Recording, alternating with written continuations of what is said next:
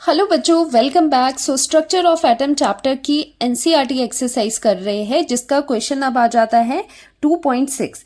So question में दिया है find energy of each of the photons which corresponds to light of frequency this. First part में आपको frequency given है, तो फर्स्ट पार्ट आपको करना है वे फ्रिक्वेंसी इज गिवन। न्यू से डिनोट होती है फ्रिक्वेंसी। 3 × 10⁻15 हर्ट्स गिवन है, और आपको पता होगा जो हर्ट्स है वो इक्वल होता है सेकेंड इनवर्स के, तो इसे आप डायरेक्टली ऐसे लिख सकते हो 3 × 10⁻15 सेकेंड इनवर्स। ओके, सो आपको पूछ रहे हैं find the energy of each of the photons. तो फोटोन की एनर्जी आपको, हर एक फोटोन की एनर्जी आपको पूछ रहे हैं। एनर्जी फोटोन क्या होता है? लाइट का स्मॉलेस्ट पार्टिकल होता है, मतलब एनर्जी पैकेट्स होते हैं।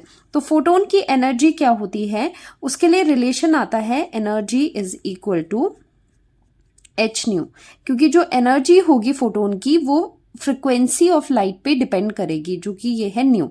तो यहाँ पर ये प्रोपोर्शनैलिटी होती है कि energy is directly proportional to frequency. तो यहाँ पर जब प्रोपोर्शनैलिटी हटती है तो एक कांस्टेंट आता है which is Planck's constant.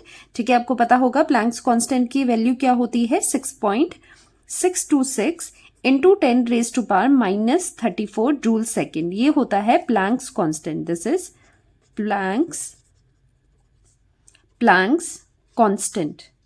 Okay, तो यहां पर अब आपको क्या करना है, ये एनर्जी क्या है? उस फोटोन की एनर्जी है जो कॉरेस्पॉन्ड कर रहा है लाइट के साथ, जिसकी फ्रीक्वेंसी इतनी हर्ट्ज है या फिर सेकेंड इनवर्स है। जस्ट यहां पर डायरेक्ट मल्टीप्लीकेशन है, एच की वैल्यू पुट कर दो एंड फ्रीक्वेंसी की वैल्यू आप पुट कर दो। एच की वैल्यू है 6.626 इंटू 10⁻⁻34, यूनिट्स भी लिखेगी जूल एंड सेकेंड। ठीक है, मल्टीप्लाइड बाय फ्रीक्वेंसी कितना था? 3 × 10⁻15 हर्ट्स या फिर सेकेंड इनवर्स। अब आपको पता चला यहां पर कि क्यों हमने हर्ट्स को यहां पर सेकेंड इनवर्स में लिखना सही समझा, क्योंकि यहां पर सेकेंड से सेकेंड कैंसिल आउट हो रहे हैं। वैसे भी आपको पता होना चाहिए hertz is equal to second inverse, दोनों ही सेम चीजें होती है। जब आप इनको मल्टीप्लाई करते हो तो आपके पास आता है 19.878 इंटू 10⁻⁻19 जूल्स। ठीक है, सो एनर्जी ये है, तो इसे हम और सिंप्लीफाई करते हैं। 1.9 डेसिमल लेफ्ट हैंड साइड पे जा रहा है। जब भी देखो, एक मैं आपको ट्रिक बताती हूँ, एक ट्रिक आपसे शेयर करनी है कि जब भी जो डेसिमल होता है, 1 मिनट,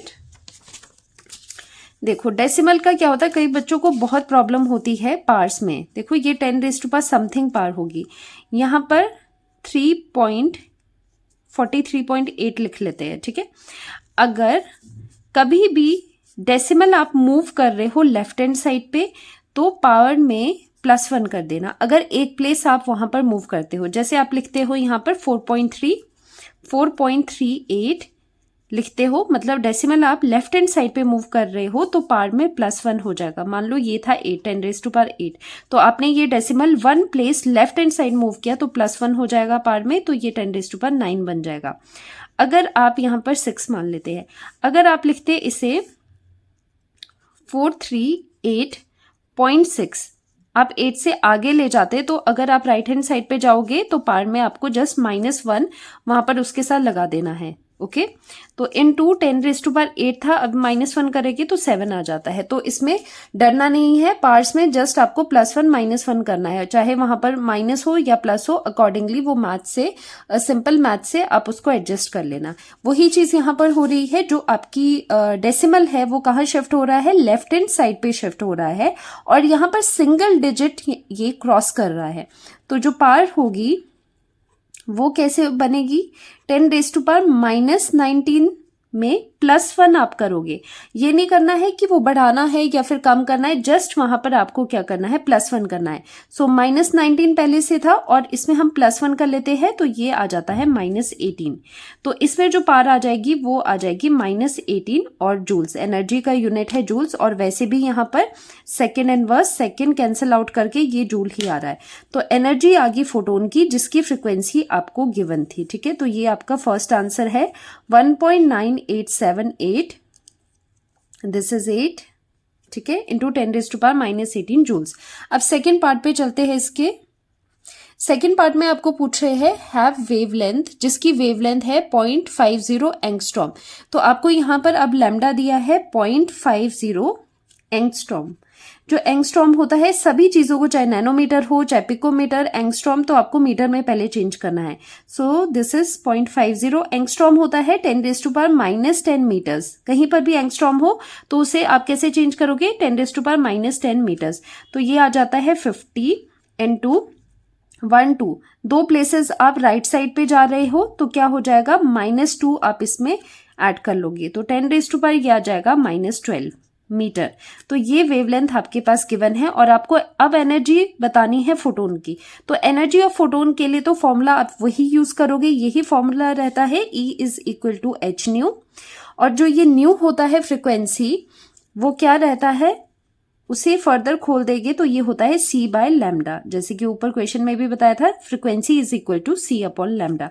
जस्ट आपको यहाँ पर वैल्यूज पुट करनी है। At is the Planck's constant 6.626 × 10⁻⁻34 joule second, और साथ में यहाँ पर आ जाता है 3 × 10⁸ और साथ में ये आ जाएगा मीटर पर second speed of the light, divided by जो वैल्यू आपको गिवन है यहाँ पर 50 × 10⁻⁻12 मीटर। अब न्यूमेरिकल्स में क्या होता है, कुछ एक शॉर्ट ट्रिक आपको लर्न करनी पड़ती है। तो एक शॉर्ट ट्रिक आपके साथ मैं शेयर करती हूँ, क्योंकि देखो ये वाले जो क्वेश्चन होते हैं ना, थोड़ा आपका कैलकुलेशन पार्ट इजी हो जाएगा। E = hν, ये वाले जब न्यूमेरिकल आते हैं ना, तो इसमें जब आप खोलते हो इसे, एनर्जी = hc/λ, ये चीज आती है। तो आप यहां पर देखना, h इज अ कांस्टेंट, इसकी एक फिक्स वैल्यू है, कांस्टेंट है, प्लैंक्स कांस्टेंट है, c भी स्पीड ऑफ लाइट है। तो इनका जो मल्टीप्लिकेशन है वो लर्न कर दो तो इजी हो जाएगा, ठीक है। तो इनका आप क्या कर दो, इनका जो मल्टीप्लिकेशन है उसे आप लर्न कर सकते हो, ठीक है। तो यहां पर क्या आ जाएगा, इनका मल्टीप्लिकेशन करके, जैसे 6.626 × 10⁻⁻, क्या था, -34, और ये स्पीड ऑफ लाइट था। तो इसके जो इनिशियल्स है उनको आप मल्टीप्लाई करके 19.878 कर दो, ठीक है। तो उनका मल्टीप्लिकेशन जब आप ये मल्टीप्लाई करोगे तो आएगा 19.878। ओके, तो ये कर सकते हो। एंड 10⁻⁻ × 10⁻⁻26, तो ये hc की वैल्यू आप लर्न कर दो, डायरेक्ट लर्न कर दो, आपको ईजी रहेगा। ओके, तो ये कर सकते हो। तो यहाँ पर जब आप ये करोगे, ये कैलकुलेशन में ये वाली चीज आप यूज कर देना, 19.878 × 10⁻26, और उसे डिवाइडेड बाय 50 × 10⁻⁻12 करोगे तो आपका जो एनर्जी की वैल्यू होगी, आंसर होगी, वो आएगा 3.97 × 10⁻⁻15 जूल्स, ठीक है। -15 जूल्स आपके पास ये एनर्जी की वैल्यू आएगी। तो इसे राउंड करके सो दैट आपके आंसर से मैच कर जाए, तो यहाँ पर क्या है आपके पास, यहाँ पर इसके आगे 5 होगा, तो 5 है तो ये वाला 7 से 8 हो जाएगा, ठीक है। राउंड ऑफ आप कर देते हो 10⁻⁻15 जूल। वैसे ये वाला आंसर भी सही है, लेकिन मैं आपके जो सॉल्यूशंस दिए गए हैं उसके आंसर से अगर मैच करवाना है तो इस तरह से आप कर सकते हो। तो ये सेकेंड पार्ट है ये एनर्जी का, ठीक है। तो दोनों एनर्जीज निकल गई। ये फ्रिक्वेंसी जब इतनी थी उस टाइम पे फोटोन की एनर्जी इतनी रहेगी, जब वेवलेंथ इतनी है तो उस टाइम पे फोटोन की एनर्जी इतनी रहेगी। सो आज के क्वेश्चन में इतना ही, मिलते हैं नेक्स्ट लेक्चर में, बाय बाय।